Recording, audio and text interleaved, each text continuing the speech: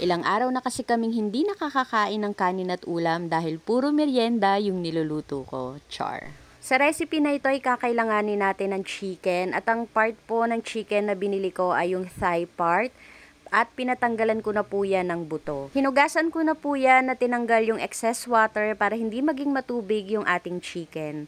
Then timplahan lang natin yan ng asin at paminta at pwede na po nating lutuin. Sa pagluluto naman po ay napakadali lang. Piprituhin lang po natin ito hanggang sa maging crispy yung balat ng chicken, then baligtarin at lutuin yung kabilang side.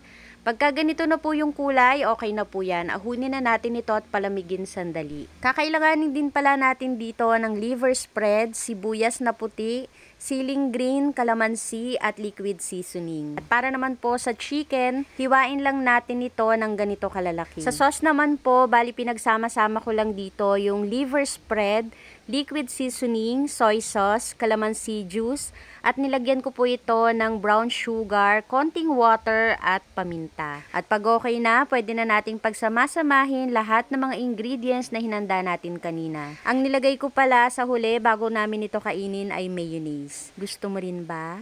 Tara, kain tayo.